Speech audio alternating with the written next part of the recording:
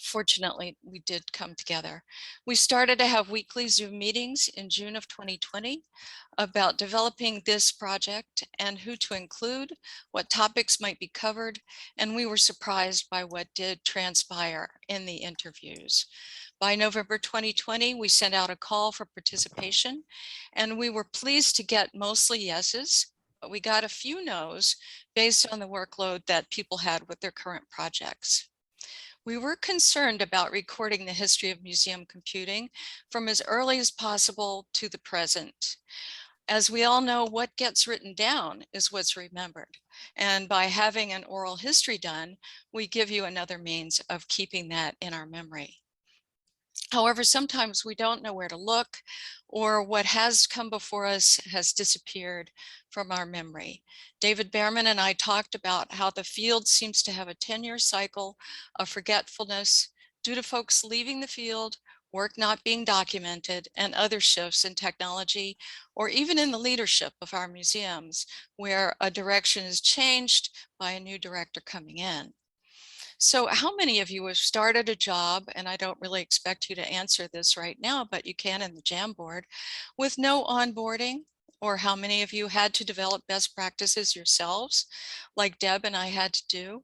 How many of you struggled to get senior leadership to recognize the hard but invisible work that goes into making your project successful? I hope the answers are fewer and fewer of you each year, because we do document now and we do have best practices and standards. But there is more that we need to do. Through this project, we've recorded what came before and what we can learn from it. I want to highlight the importance of giving talks about your work at MCN, Museums in the Web, the American Alliance of Museums Annual Conference, and other venues. David Behrman's work was so important to the field, and he's someone who made sure it was recorded in publications. Seb Chan is another, and his main venue is blogging, but he does much more than that. Sarah Kenderdine pushes the envelope on the use of technology through her brilliant and forward-thinking work, but she publishes, speaks at conferences, and gives TED Talks. Find a way yourselves to bring your work to light. We learned so much from the recordings made in capturing the history of the Museum Computer Network for the 50th anniversary. But this project, the Oral History Project, is important for MCN2 in extending these stories and adding to the corpus of information about the work that we all do. We hope that you can see yourselves in the work of the 50+ individuals who were recorded for this project. And now I'll hand the mic over to Paul to talk about our focus on the invisible work of museum computing. Thanks, Kathy. I really appreciate it. Hi, everybody. I'm Paul. I'm a 50-year-old white man with reddish brown hair, and I'm coming to you from the traditional home of the Seminole Nation, also at Florida State University, which is the university behind me. And there's a lot of inappropriate things that people could say at this point, so I will not say any of those at all. But instead, I will talk to you about as Kathy said, the key thing that brought us together on this topic is that Kathy is very concerned about these cycles of forgetfulness in museums, and I've been concerned for years about how much the work of museum computing happens behind the scenes and unseen. And I've been wrestling with how can we improve our overall understanding of the value of the contributions of museum technology professionals when, as we all know, so much of that work is not just invisible, but taken for granted, frequently misunderstood, unsupported as a result. And what we know is that the more this work remains invisible, the more it remains unseen and unsupported, the more likely that in times of change, this work is going to be forgotten about. And the less likely it is that museum leadership is going to prioritize those initiatives. The other thing that I've always been very concerned about is that many people seem to believe that if our work is free to access, then our work must be free to produce. And how can we help people better understand that there's not magic elves working behind the scenes here, but real life people who need real life support and encouragement? So, as Kathy and I were talking about putting these two ideas together to preserve our understanding of the field and to shine a light on the work that happens behind the scenes that so many people don't see, we came up with this idea of documenting this secret history of museum computing, realizing that there were so many stories out there that needed to be recorded that aren't necessarily recorded anywhere, and to preserve that behind the scenes knowledge. I'm going to toss the ball back to Kathy here.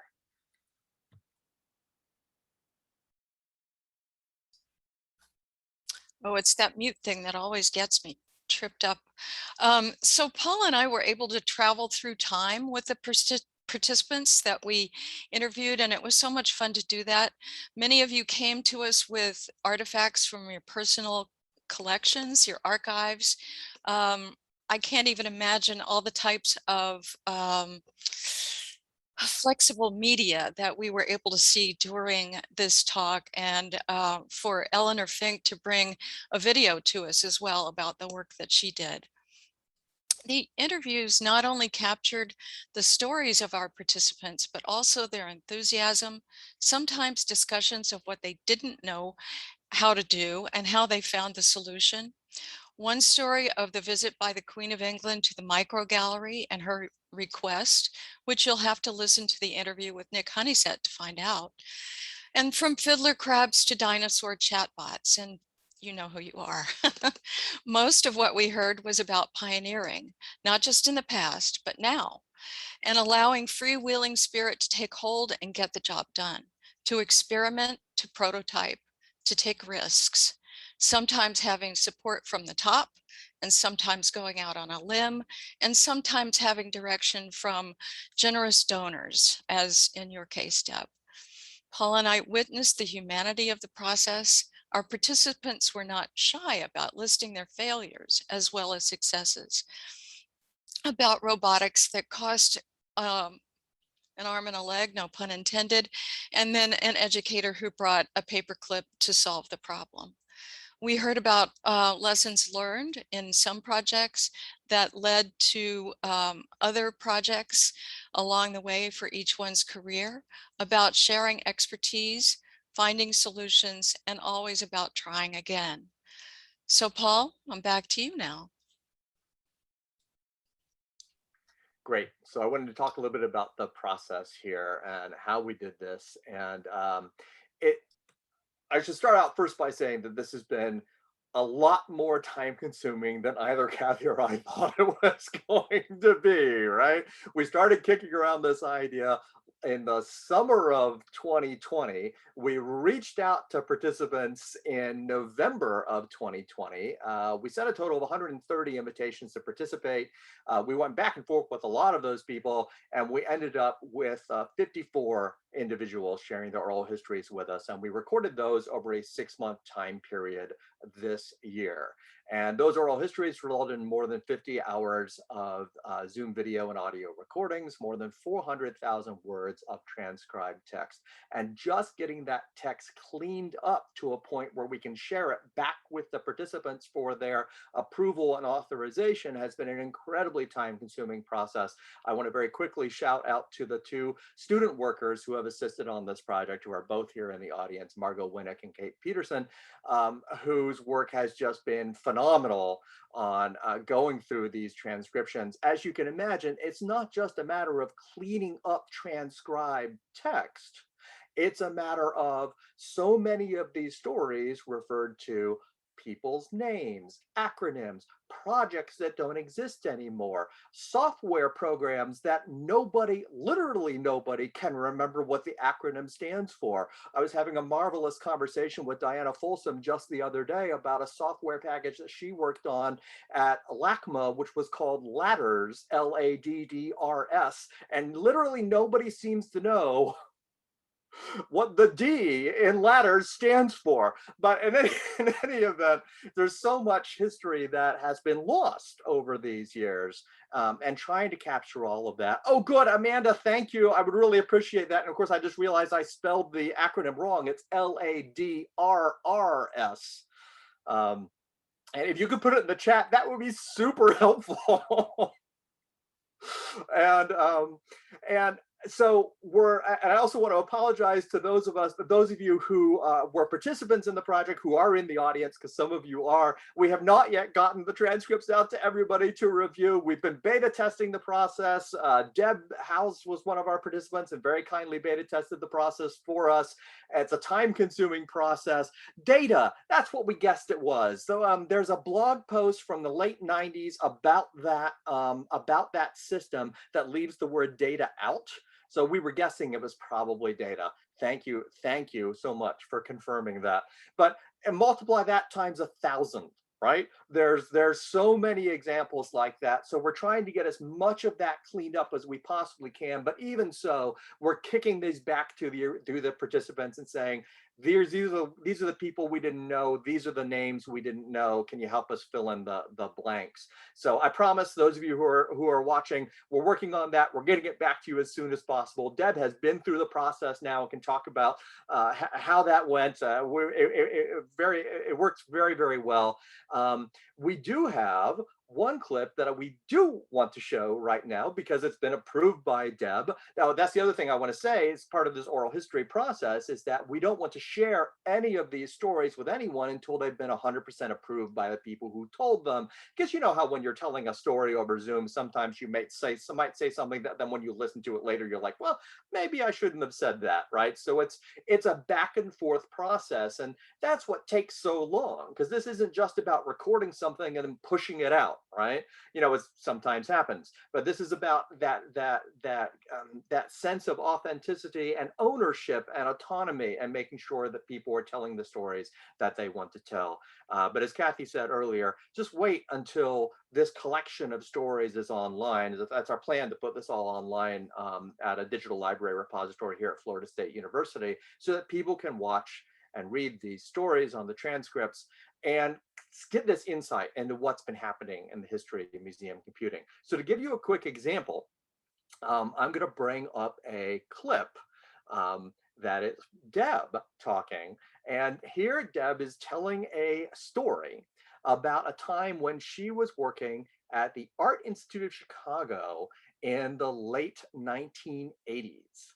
And what the clip shows is how the museum was trying to figure out how to respond to some of these behind the scenes information requests. The clip is 2 minutes long. We're going to let it play, and then we'll come back and Kathy will talk about some of the things we learned from this clip.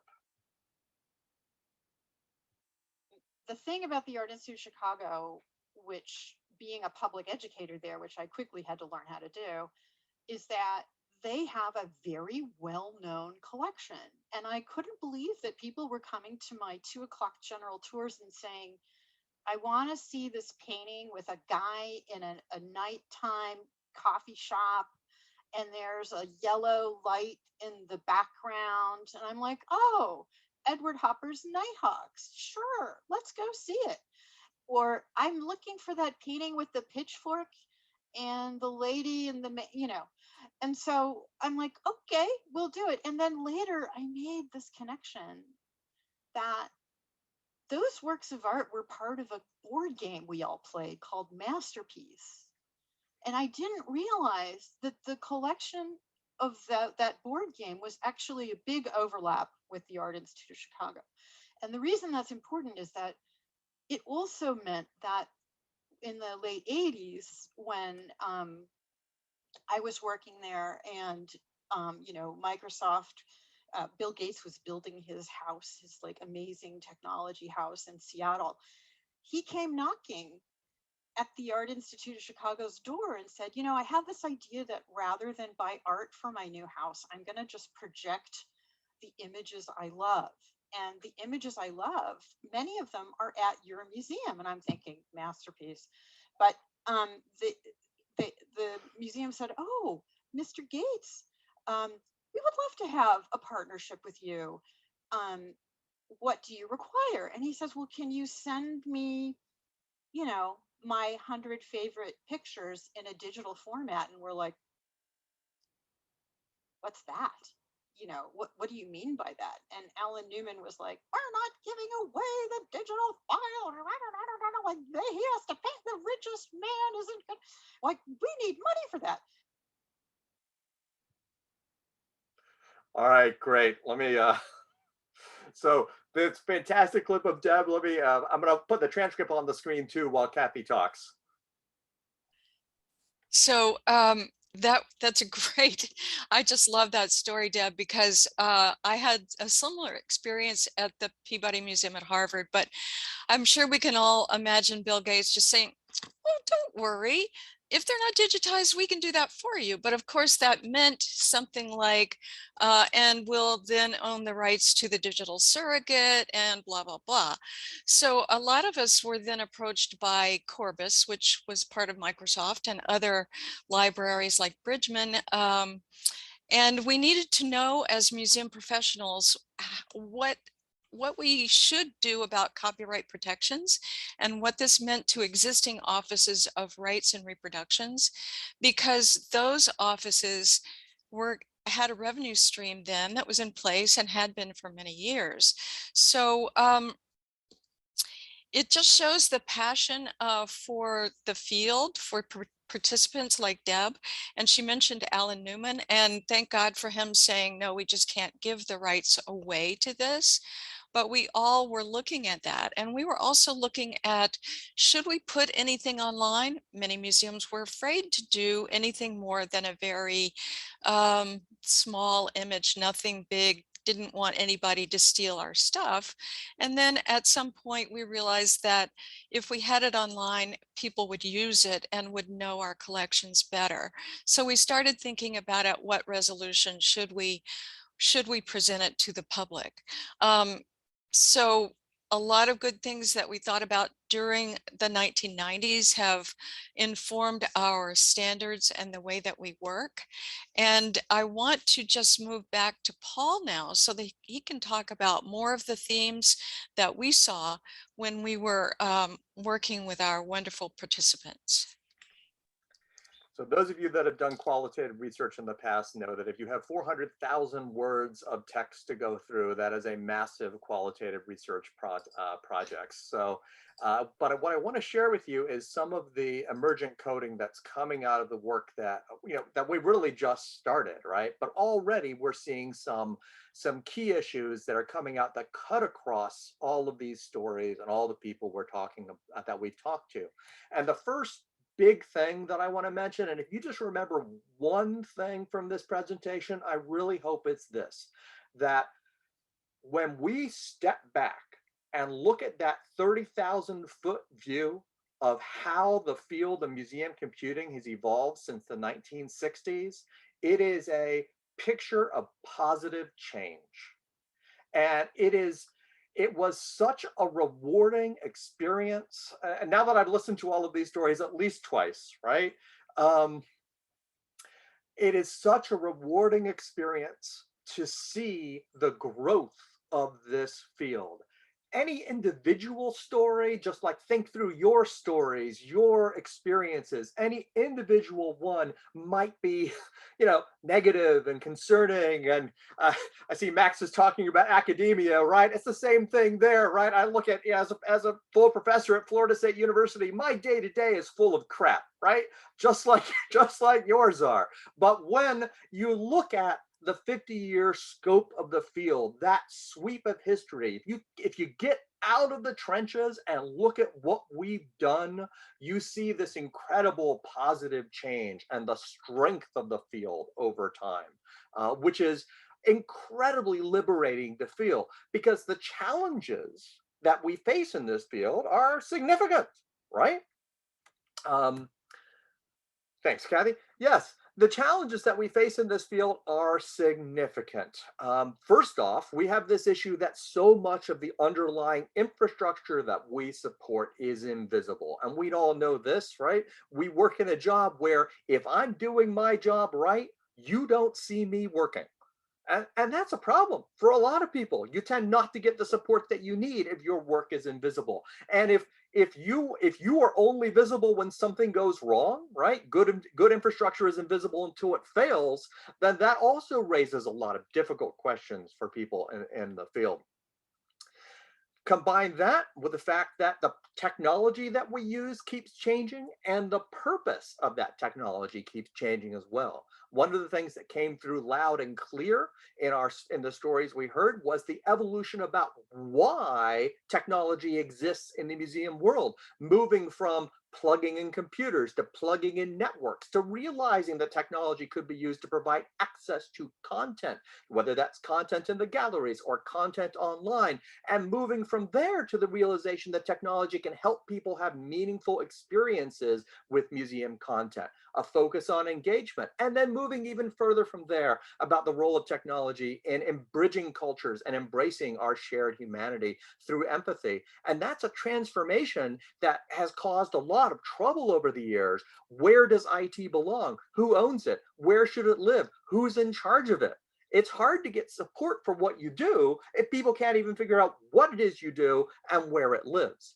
Combine that with the challenge of the loss of institutional knowledge, these cycles of forgetfulness, the fact that the knowledge we need to make museum technology work keeps getting lost and has to keep being relearned again and again and again, right? We're constantly reinventing the wheel. And the dangers we face there is that the more we outsource, and we heard this from person after person, the more we outsource these projects, the more the knowledge gaining is happening outside the museum. The museum gets the product, right? But 5 years later, the product's out of date and obsolete. And who learned from the experience? It was whoever you paid to do it. You go from those challenges to a whole bunch of problems that pile up upon each other because of them. The changing nature of the job, the increasing demands on museum technology professionals, the need to wear many hats, to speak many languages, to be a bridge between different groups, to work in ways that are very different from our former ways of working, to constantly reinvent your job over time with people who tend not to understand what it is that you do or that your job is actual real work. We're back to the invisible nature here. If people don't see the work you do, a lot of people think it's magic. Combine that with a fear of change, a resistance to change. And by the way, I'm speaking as a professor of library information science, where the standing joke is how many librarians does it take to change a light bulb? And the answer is change. And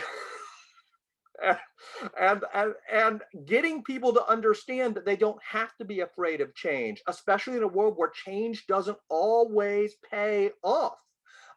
One of the things that we heard from a lot of people, great stories, when museums were first going online, how many people were comparing what the online exhibits look like versus, say, CD-ROM exhibits or kiosks, which look so much better. Why would we put all of this time into developing online projects when our in-house projects look so better? And all of this piles up on people. I see some of the comments in the chat. You know what I'm talking about. Increasing frustrations, right? Almost a form of disillusionment.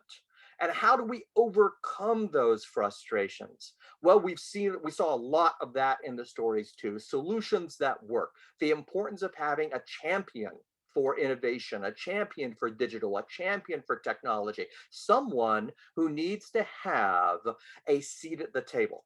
One of the hardest lessons to learn is that all of our good work is meaningless if people don't see it. And if people aren't championing your work to your upper administration, nobody will know that you are doing it. So as a result, one of the things that was super helpful in so many of these stories was the importance of these professional networks, the importance of having a professional community of practice, a group of people who get you, who know what you're doing, especially in a world where nobody back home understood what you were doing or cared what you were doing. Having a group of people who have your back, who understands the problems that you are facing is so important. And that also connects to the fact that another solution that really works is having a director who understands the vision and the role of technology in the museum, which not everyone is lucky to have. But if you do, that's a huge help as well and speaks to the importance of institutional leadership.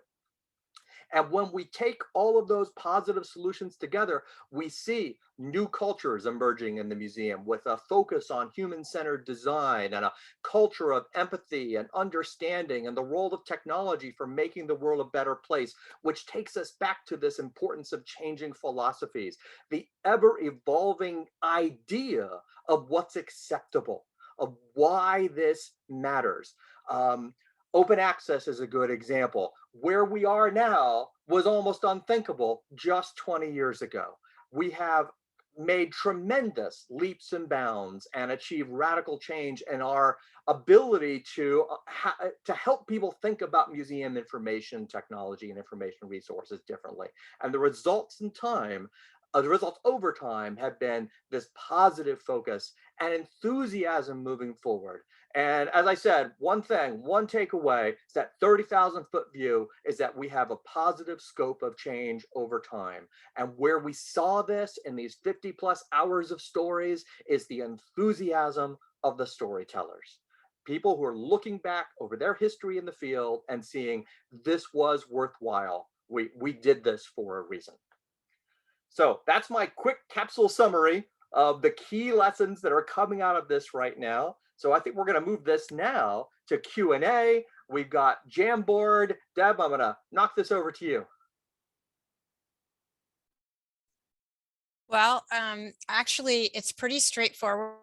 We imagine 3 questions that might get your juices flowing. I see in the chat that you guys don't really need too much help. So we can just address, maybe there's one issue that's getting attention by Aaron. It's really more of an idea, which why not? Let's start with an idea.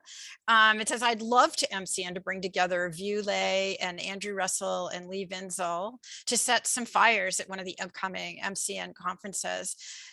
Aaron, since I'm not familiar with those names, do you want to just sort of talk about how you see that as being relevant to this discussion?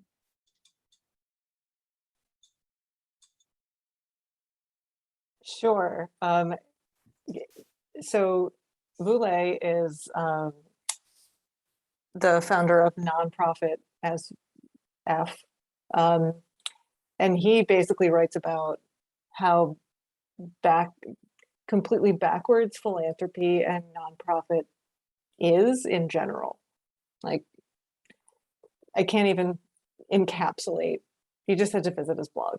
Okay. And then the maintainers are essentially, one of the things that philanthropy and nonprofits right now, well, philanthropy mostly, want to fund is projects that don't have any overhead, which is a complete fantasy. And they don't want to maintain anything. They don't want to pay for infrastructure, and they don't want to pay for any ongoing cost of maintaining anything that they will fund. So I don't think anybody's ever put these people in a room together, but I feel like they would set some stuff on fire, and that would make me very excited. It just goes along with everything that you've just said about, institutional knowledge is lost. Why are we outsourcing things if if then the product is out of date? We continue to have to justify our existence, but once we don't exist, then everything falls apart. There's just, I'm having this particular argument right now that the infrastructure for the museum collection database is so incredibly small that we cannot maintain what we have, and you just want to buy another system, which is going to cost more to maintain. How are you going to pay for that? It's all horrible. I'm sorry to have said that, but that's not really what I mean. Because today is about professional development, and I'm imagining that there are at least a few people in our audience that are emerging professionals. Let's just turn that into a more hopeful message, which is, I think the problems that we come across are, no, it's okay. But I do feel like it's connected to our first question, which is, how do we make our value visible?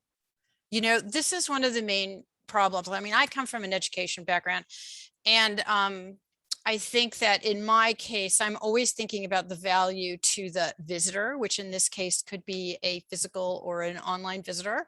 You know, what are we doing for the public? How do we visualize what we're bringing to a public face?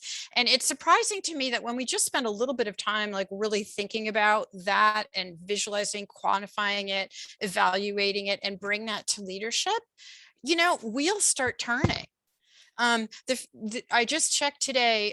One of the online courses that I launched when I was at MoMA is now up to 100,000 enrollees. 100,000. I mean, that's huge. Like that museum has reached over the past, I don't know, 7 years, 100,000 people who want to learn about modern art in a way that they had never used before. And I don't know that I mean, that's just one way of counting, but there's so many other things that we can do. And I'm going to pass over to Paul. And I'd love to know people's comments in the chat. Go. And let me just jump in and say that what we're talking about here, so one of our emergent codes in the qualitative research is called process over product, right?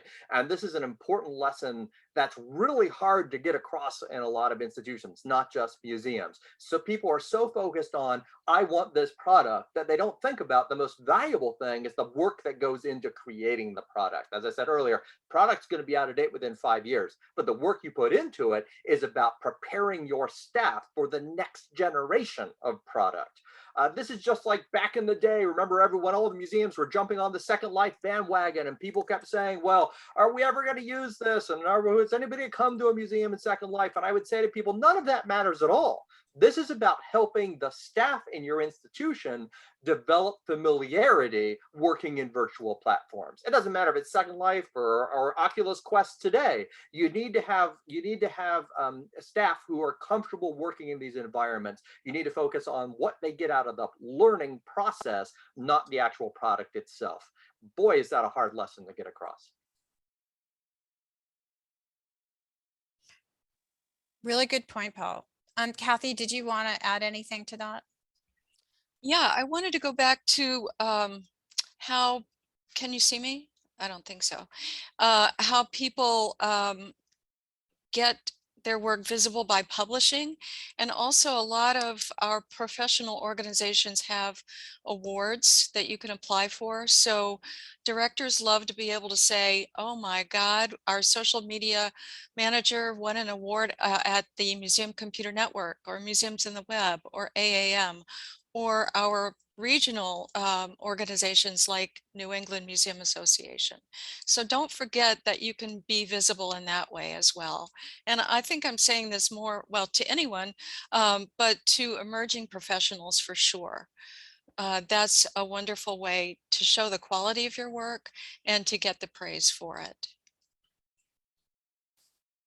Yeah, it's true. And, you know, a lot of times we think we just don't have time because we're too busy doing stuff and making stuff.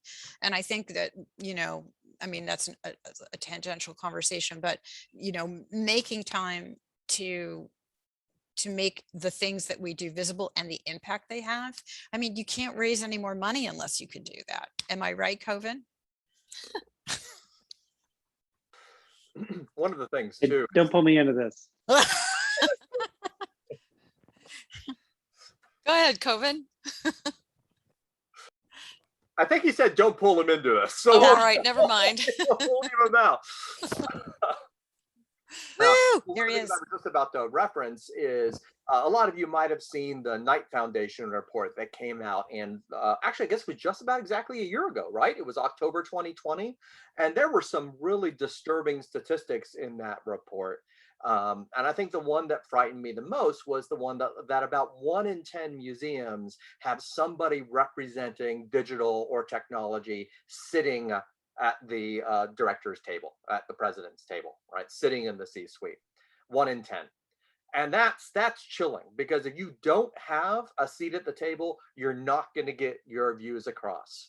And this is another thing that came through a lot with this notion of invisible work. It doesn't matter how hard you're working. In fact, I was just talking about this with a group of graduate students in library information science the other day. Many of them think that they work really hard, right? And their work will be appreciated because their work is good. And I'm like, well, that only gets you so far. If you don't have somebody advocating for you up, then people aren't going to see the good work that you're doing. So how do we get, can everybody still hear me? Okay, good. The power just went out of our house. So I'm running on battery backup power now, but that's good. We're almost done. So how do you get that invisible work? Oh, it's back. The invisible infrastructure, right, to support your work and help the people within the institution know this. I think COVID, we lost COVID. Maybe he's part of your electric. Oh, there he is. Okay. Kevin, did you have something to remark, even though you said you didn't want to? No, actually, for once, I don't feel a need to mouth off. So I'm just enjoying this conversation. Okay, well, thanks for clarifying. I also want to shout out to the two Intrepid participants who have put their questions onto the Jamboard. I encourage you all to do so. The link's in the chat. These questions, if we can't get to them, we will incorporate into a kind of summary that's going to happen after this panel is over, probably after the conference is over, and we'll distribute it through the usual MCN channels. And I'll just read one. It's really tough to advocate for technology, especially technologies that's in an operating cost or incurs operating costs like software and software maintenance. Yeah, we've all been there. I mean, I think the person who was talking about having a limited collection management system and then not being allowed to do more, you know, visualizing those systems as part of a larger information infrastructure and taking that challenge from so many different angles. You know, I can't say it's a silver bullet, but I mean, that has to be part of the general leadership awareness, it seems to me. And I think, Paul, should we go to the next question maybe? We're maybe almost out of time. I would just, okay. one thing Yep, that's true too. on what you just said was that, you know, part of the problem is that all of these changes can cost money. We have a small history museum here in Tallahassee, and the last time I was there, it's the same story. They've got a database that was designed in Visual Basic in the 1990s that is still running. And every time they try to get money to upgrade it to something else, there isn't any money. So they just hope and pray that they can hold this thing together for another year or another 2 years or another 5 years. And how long will a Visual Basic database last? And again, because the work to hold that together is invisible. And the director is really only going to see it if everything collapses. Yeah.